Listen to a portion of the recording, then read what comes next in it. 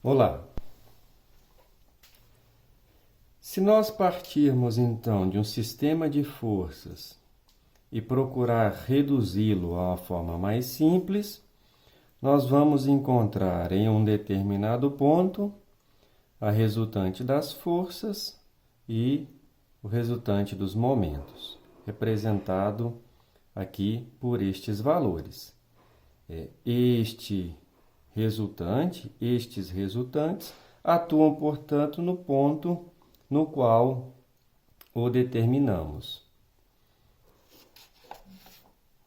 Isto é, ele atua no ponto em que determinamos o momento. Este sistema composto, esse sistema de resultantes, composto por um R e por um M, pode ser ainda mais reduzido, transladando o resultante para um ponto no qual ele produz o momento.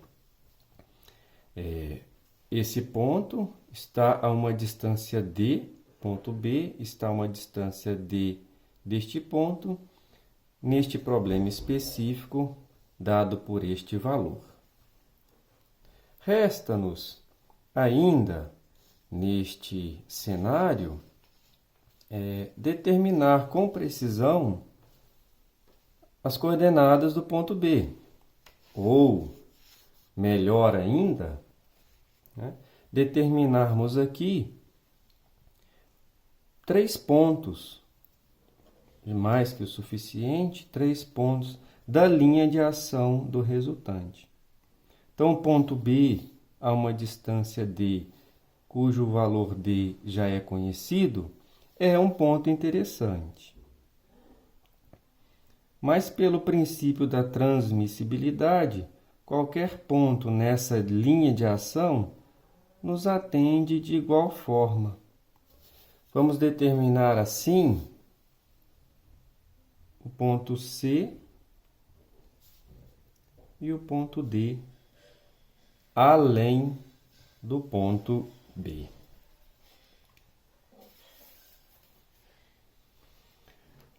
Se colocarmos este resultante no ponto D, por certo RY não fará momento, porque passaria pela origem.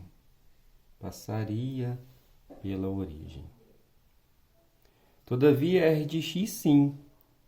Então, R de x vezes a distância deve, portanto, produzir este momento, pela aplicação do princípio da transmissibilidade. Ou seja, neste caso, o momento ele é igual a R de x vezes D. Esse D eu vou chamar de dy1. Essa distância aqui, portanto, vou marcá-la aqui. Essa distância aqui, nós estamos dizendo que é dy1. Assim, se o sistema estiver posicionado aqui,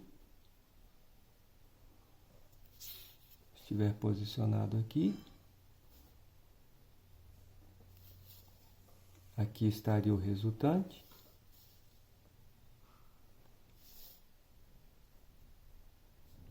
Resultante R. R de Y não produz momento na origem, passa pelo ponto. Apenas R de x.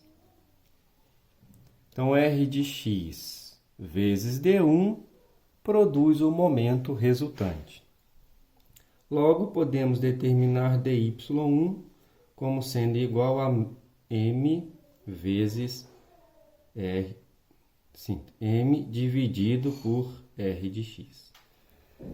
Bem, m tem magnitude de 141,51 newtons vezes metro, e R de x, magnitude de 73 1,94 newtons.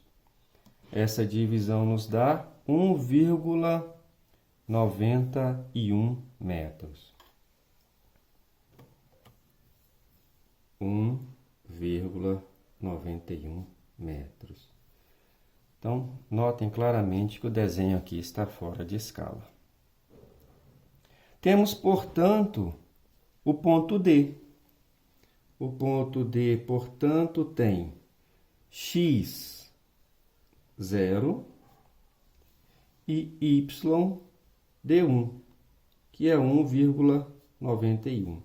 A unidade aqui é o metro. De forma análoga, podemos posicionar o resultante R no ponto C. No ponto C.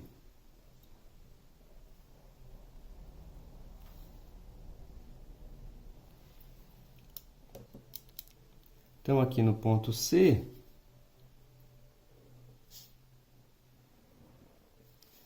R de x já não faz momento, pois passa pelo ponto. Agora, RY faz.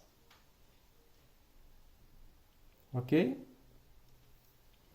RY, portanto, vezes essa distância, nos dará o momento resultante. Então, vamos marcar essa distância aqui como sendo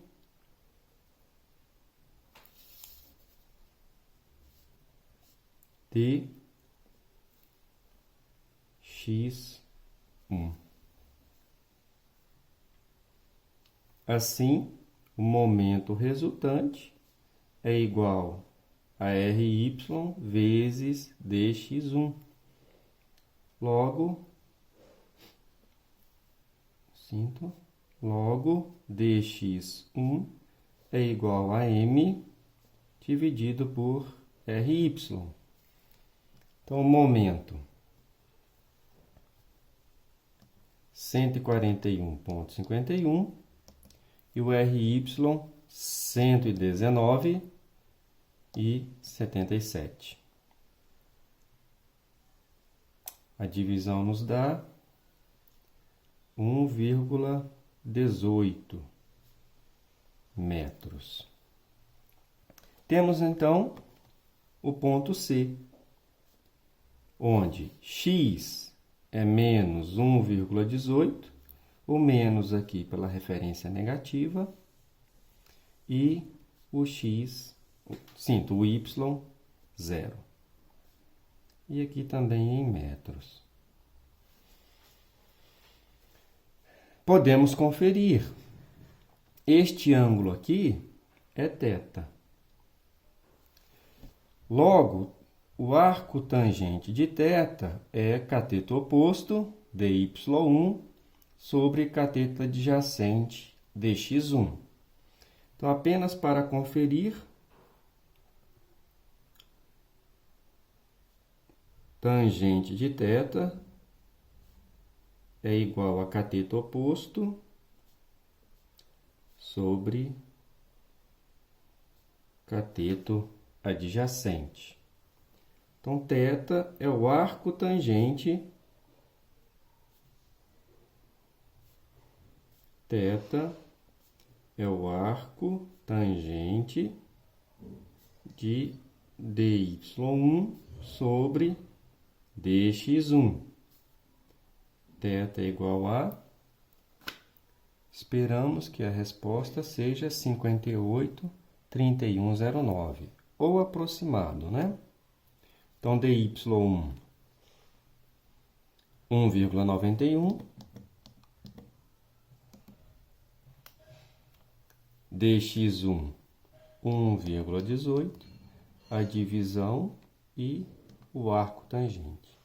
58,2921. 58,2922.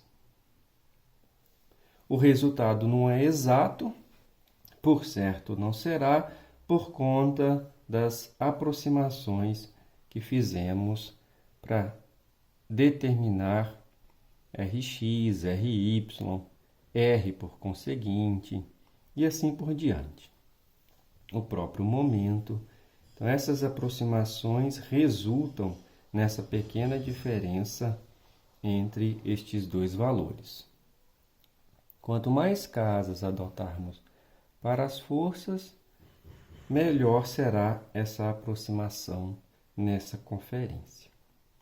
Tudo bem? Bem, resta-nos ainda determinar o ponto B, que é um dos nossos propósitos, né? Esses dois pontos já seriam suficientes. Todavia, é interessante determinarmos o ponto B, pois vem da aplicação de posicionar R em um ponto que só represente o sistema de forças original. Diversas abordagens podem ser utilizadas para fazê-lo.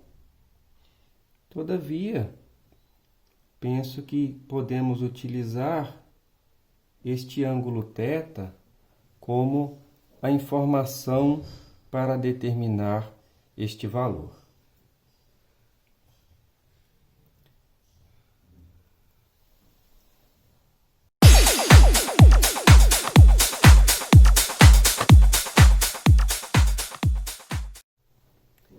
Então, vamos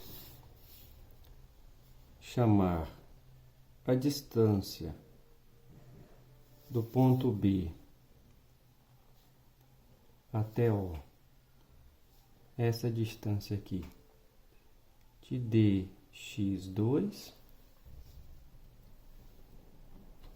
e essa distância aqui, de B até O seria a origem, né? De dy2. Se esse ângulo é θ, este ângulo aqui também é θ. Então, vou representar esse triângulo aqui, porque ali já está carregado, né? Então, esta altura aqui é o dy2. Esta base é o dx2. Este ângulo é θ. E essa distância entre O e B é d. Então, com seno e cosseno, conseguimos determinar dx2 e dy2 em função de d, onde dx2 é igual a d, que multiplica seno, né? Seno de θ, e dy2 é igual a d cosseno de θ. D é 1,01, θ 58,3109. Vamos usar este valor aqui por conta da geometria do nosso problema. Então, dx2 e dy2 serão d 1,01, ângulo 58,2922. No primeiro caso, seno. Multiplicando 0,8592 metros. E no segundo caso, 1,01, a distância D, o ângulo 58,2922, agora cosseno, multiplicando 0,5308 metros. Então, para conferir, vamos fazer a raiz quadrada da soma dos quadrados.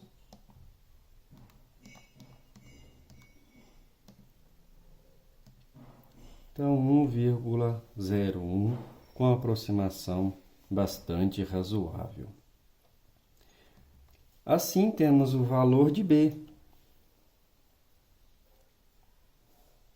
melhor, as coordenadas do ponto B, onde x é menos dx2, 0,8592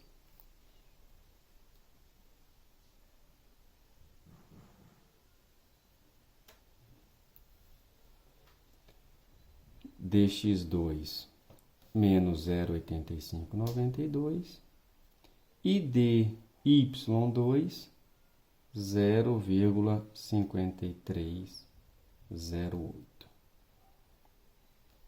Positivo no caso.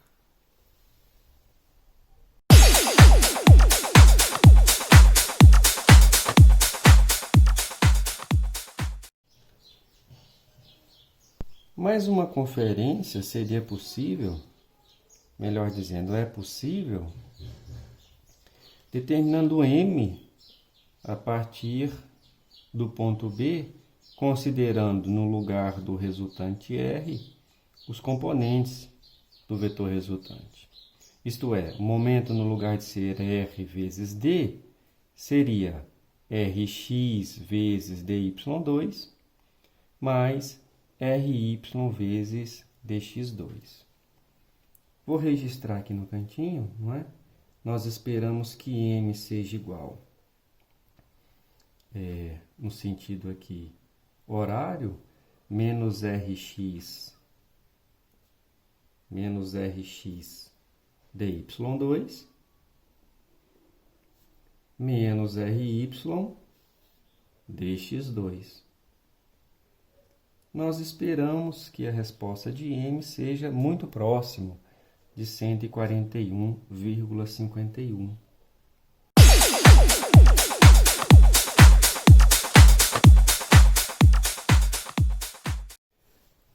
Substituindo então os valores, nós vamos ter Rx 73,94 negativo e dy2, 0,5308 multiplica e menos Ry, 119,77 negativo, dx2, 0,8592 multiplica. Somando-os, menos 142,15. Menos 142,15 Newton vezes metro. Então, notem que existe sim uma diferença, né, que é resultado das aproximações que fizemos ao longo da resolução do problema. Esse negativo, vamos registrar aqui, devido ao sentido horário de rotação. Muito bem, então fica assim determinado 3 pontos da linha de ação de R, que é mais que suficiente para o completo entendimento do problema. Grato.